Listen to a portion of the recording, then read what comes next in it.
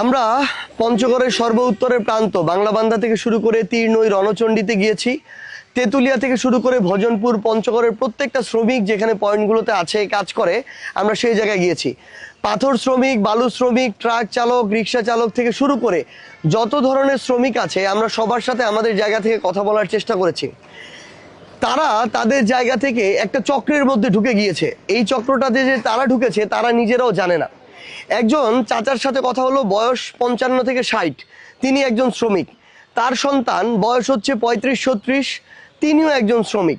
এবং তার যে সন্তানটার বয়স এখন 15-16, তিনিও শ্রমিক হওয়ার জন্য সেখানে রেগুলার যাওয়া আসা শুরু করেছেন। তার মানে শ্রমিক শ্রমিক শ্রমিক একটা চক্রে ঢুকে গেছে।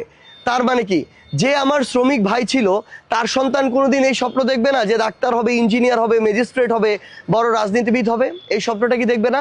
তাহলে রাজনীতিবিদ শুধু তারাই হবে যার বাবা বড় রাজনীতিবিদ ছিল, যার দাদা বড় রাজনীতিবিদ ছিল, তার সন্তান হবে, তার নাতিপুতি হবে। তাহলে বাকি যারা, তারা তাদের জায়গা থেকে কি করবে? আমরা মনে করি আমাদের এই শ্রমিক ভাইদের এই চিন্তাটা আমরা সবার আগে ভাঙতে চাই। তাদেরকে এটা বিশ্বাস করতে হবে তিনি একজন শ্রমিক হইলেও তার সন্তান ভালো করে পড়াশোনা করে বড় রাজনীতিবিদ হইতে পারে, ম্যাজিস্ট্রেট হইতে পারে, ডাক্তার হইতে পারে, ইঞ্জিনিয়ার হইতে পারে। আমাদের এই চক্রটা এই কারণেই ভাঙতে হবে, কারণটা হচ্ছে আমাদের এই শ্রমিক ভাইদেরকে প্রত্যেক দিন 400, 500, 600, 700 টাকা দিয়ে তাদের একটা চক্রের মধ্যে ঢুকায় রাখা হয়। তারা সকালে ঘুম থেকে উঠে আসে, কাজ করে, সারাদিন কাজ শেষ করে এই টাকাটা পায়, পাওয়ার পরে একটু আড্ডা দেয়, গল্প করে, খাওয়া দাওয়া করে, আবার ঘুমায়, আবার একই কাজ। মাথায় কারো কারো ঋণের চাপ, মাথায় কারো কারো পরিবারের বিভিন্ন ধরনের টানাপোড়েনের চাপ।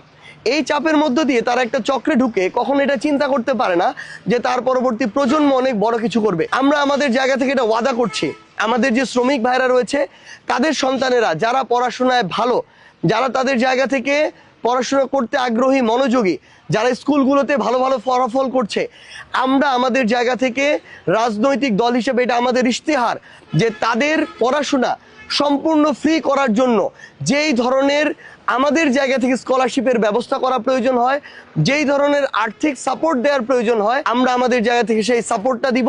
এটা আমাদের একটা ইশতেহার। এবং দ্বিতীয়ত, আমরা আমাদের জায়গা থেকে একটা অনুরোধ করি, আমাদের সকল শ্রমিক ভাইদের এই জিনিসটা মাথায় রাখতে হবে।